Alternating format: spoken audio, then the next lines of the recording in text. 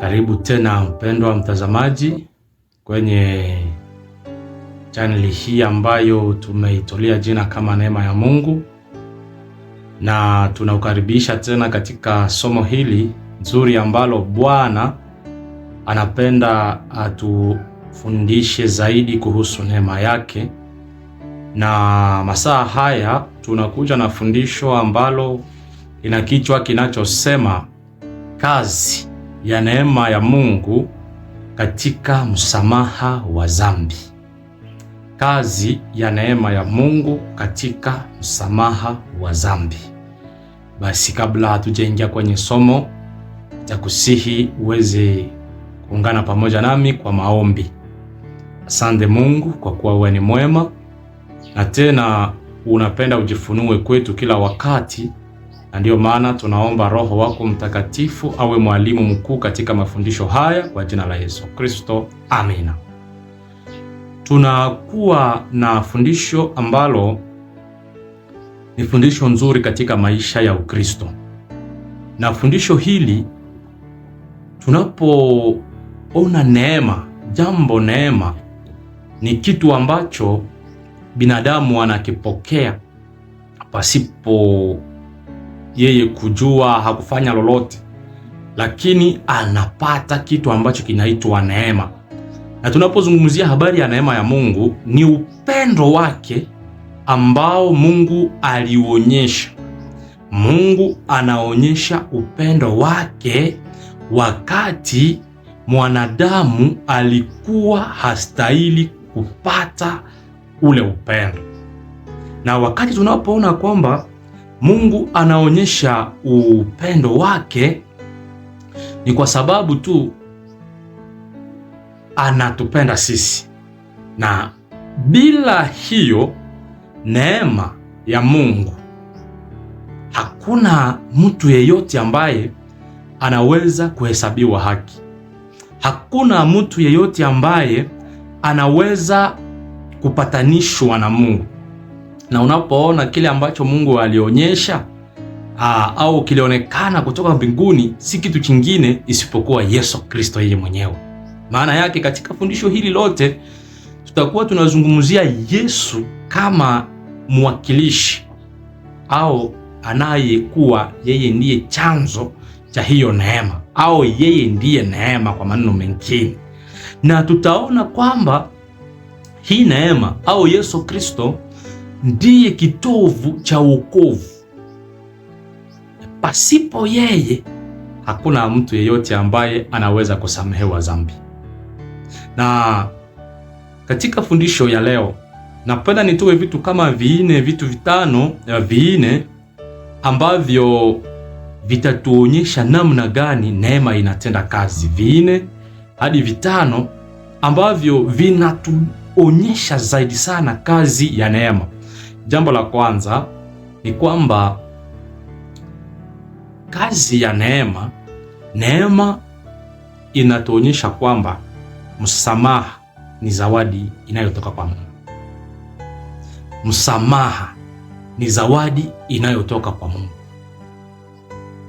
Mwanadamu anaposamehewa dhambi, sio kwamba alifanya kitu chochote ambacho kinaweza kusababisha Mungu amsamehe dhambi, lakini Mungu anaona kwamba huyu mwanadamu asamehewe dhambi kwa kuwa anampenda. Jambo la kutoa msamaha, Mungu anasamehe dhambi si kwa sababu tulifanya mambo mazuri au tunampendeza, lakini kwa sababu yeye anatupenda. Mungu anatusamehe kwa sababu anatupenda. Ni kama vile mzazi ambaye anajua kwa nini yeye ni mzazi. Kuna wazazi ambao hawajui kwa nini wao ni wazazi, lakini Mungu anapokuwa ni mzazi wa kwanza, anatupa mfano mzuri wa kuwa wazazi pia wazuri. Huyu Mungu inamlinganisha katika fundisho hii na mzazi ambaye anapomkuta mtoto wake amelala kwenye matope, huyu mzazi hamwache mtoto ndani ya matope bali anaanza kumtoa kwenye matope na kumpokea kwenye kifua chake, ndipo anamvika vazi ambayo ni vazi nzuri. Na huyu ni Mungu ambaye anatupenda sisi, ili aweze kutusamehe. Anatuchukua tunapokuwa wenye dhambi, na mwishowe anatuvika sasa vazi. Na ndio maana msamaha ni zawadi ya neema ya Mungu. Sio kwamba ulifanya lolote ili uweze kusamehewa dhambi.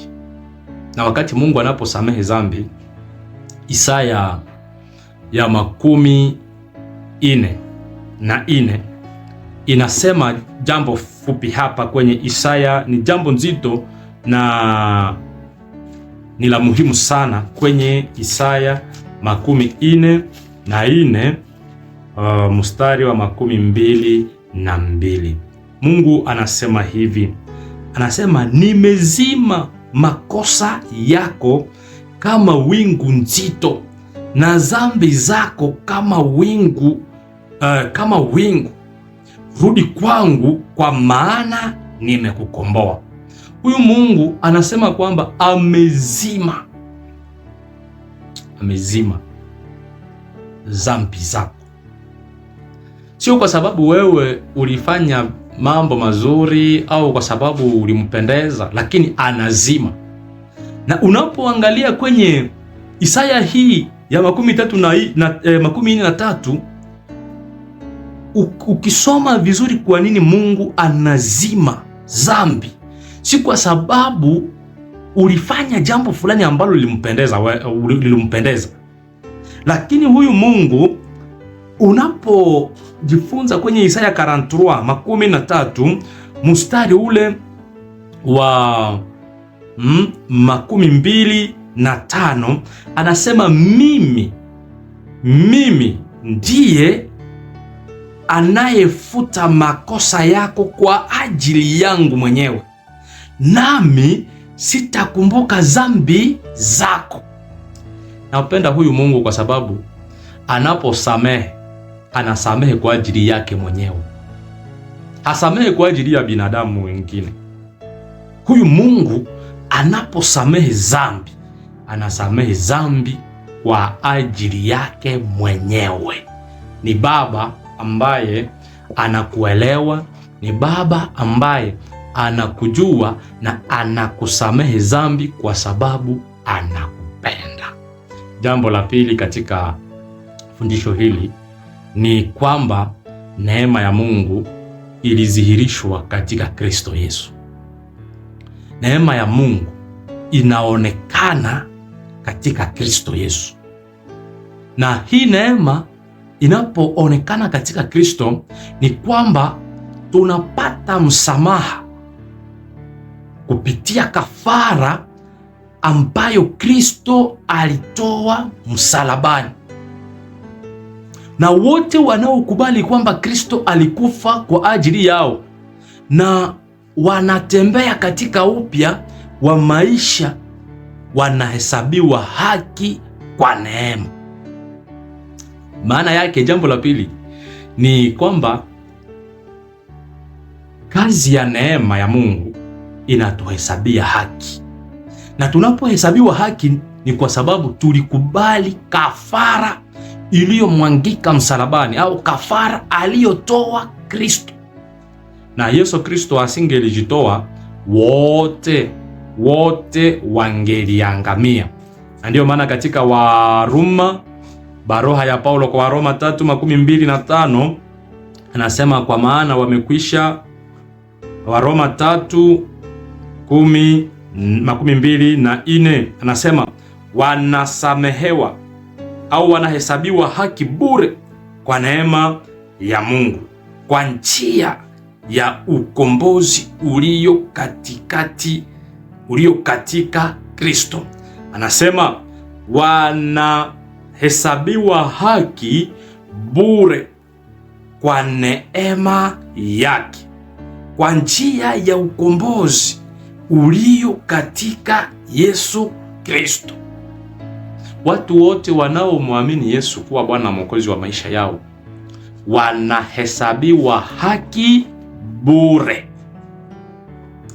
Hii ni neema ya ajabu na ni kazi kubwa ambayo Yesu anaifanya kwa ajili yetu. Na ndio maana katika Waefeso 1:7 anasema kwamba katika yeye tuna ukombozi wetu kwa njia ya damu yake, usamehe wa dhambi zetu sawasawa na wingi wa neema yake. Katika Kristo wote wanasamehewa na wote wamehesabiwa haki. Yaani wanatembea katika nuru au katika neema ambayo Bwana mwenyewe angeliweza kuiishi. Na kwa sababu wanatembea katika neema, Kristo amechukua udhaifu wao, Kristo amechukua dhambi zao, na wao wanatembea katika upya wa imani. Jambo la tatu katika fundisho hii ni kwamba hiyo neema ya Mungu ina kazi, na kazi inayofanya inafuta makosa, inafuta uovu na dhambi za mtu anayetubu. Watu wanaoungama wanasamehewa na dhambi zao zote zinafutwa. Na unapoangalia namna gani Mungu huyu anafuta dhambi, mwandishi anasema ni za wale tu wanaokuwa na uzoefu au wanaoungama, wanaotubu. Neno kutubu katika Kiyunani inaitwa metanoio. Maana yake unakuwa na yeye tunaita regret. Unahuzunika kwa sababu ya dhambi uliyoifanya, na kule kuhuzunika inakusukuma sasa wewe uachane na njia zako mbaya na kumkaribia Mungu. Na wale wote wanaohuzunika kwa ajili ya dhambi wanazozifanya ni wale ambao dhambi zao zinafutwa, ni wale ambao wanapokea neema ya Mungu. Kwa hiyo huyu Mungu anapenda uelewe kwamba wakati mwenye dhambi anapoungama kikamilifu, Mungu anamsamehe. Na ikiwa mimi au wewe unajua dhambi gani unaifanya, ukiungama kikamilifu, Biblia inasema kwamba yeye ni wa haki na atasamehe dhambi. Huyu Mungu wakati unapojifunza kwake, anatuonyesha kwamba anaposamehe dhambi hazikumbuke na anazitupa mbali. Ilikuwa nikitafakari katika Mika 7:18 hadi 19. Mwandishi huyu anasema, nani ni Mungu kama wewe? Nani ni Mungu kama wewe? Hachagui, hachungi hasira yake kwa milele, kwa maana anapendezwa na rehema. Anasema, ni nani aliye Mungu kama wewe? Huyu Mungu si kama binadamu wanaochunga hasira. Wapendwa, watu tunaoishi nao, ukiwakosea wanaweka makosa. Ukifanya lolote ambalo ni baya, wanakuambia tena wewe ulifanya hivi. Lakini Mungu si kama binadamu, hachungi hasira. Hachungi hasira kwa milele. Anaposamehe, anasamehe na anasahau. Na ndio maana katika mstari wa 19 anasema atageuka tena na kutuhurumia, atakanyaga maovu yetu chini ya miguu yake, nawe utatupa dhambi zao zote vilindini mwa bahari. Huyu Mungu anapokusamehe anaangushia dhambi zako kule katika kilindi cha maji, profondeur, kule ndani, na uovu wako unatoweka kabisa. Na huyu ni Mungu ambaye anatukumbusha kwamba katika jambo la tatu kwamba neema anayotupatia sisi inasukuma au inamuleta Mungu aweze kupeleka dhambi zetu mbali, kwa sababu ametusamehe. Na ndio maana unaposamehewa usije tena ukarudia kwenye dhambi, kwa sababu huyu Mungu anatusamehe na anatualika kuishi maisha matakatifu. Jambo la kufuata ambalo ni la nne ni kwamba neema ya Mungu inabadili maisha. Wote wanaotembea chini ya neema ya Mungu ni lazima wahakikishe kwamba maisha yao yanabadilika. Maisha yao yanabadilika. Yaani neema haishi tu kusamehe. Neema ya Mungu haishi tu kulipa deni. Lakini neema hii inatupa nguvu ya kuishi katika utiifu, ya kuishi katika maisha ambayo yamebadilika. Kuna msemo ambao watu wanazoea kusema kwamba mtu fulani angali kama alivyokuwa ile ya zamani, alikuwa hivi hivi, angali namna alivyokuwa. Ukiona mtu anakuuliza swali kama na hii, ni kwamba anakujua, huenda vibaya, huenda vizuri, na anapenda achukue information au taarifa zile zako za awali, ahakikishe kwamba umebadilika au ungali na mwenendo wako ule wa zamani. Na huyu Mungu anapotupatia neema, fursa ya kuishi maisha ya utakaso au maisha ambayo tunamwakilisha yeye, anapenda tubadilike. Na ndio maana huku, endapo utatii, dhambi haita kushinda. Dhambi itashindwa kuwatawala au kututawala au kunitawala maisha yangu yote, kwa maana itakuwa chini ya neema. Wote wanaokuwa chini ya neema ni watu ambao wanaishi maisha ambayo ni ya utiifu, ni maisha ambayo yamebadilika, ni maisha ambayo yanaonyesha kwamba tunamcha Mungu. Jambo la mwisho na katika fundisho hili ni kwamba neema inatuongoza tufikie hatua ya kupata uzima wa milele. Kazi ya tano ambayo neema inafanya katika maisha yetu ya Kristo ni kwamba inatuongoza tuweze kufikia uzima wa milele. Msamaha ambao umepatikana kwa njia ya neema ni ule msamaha ambao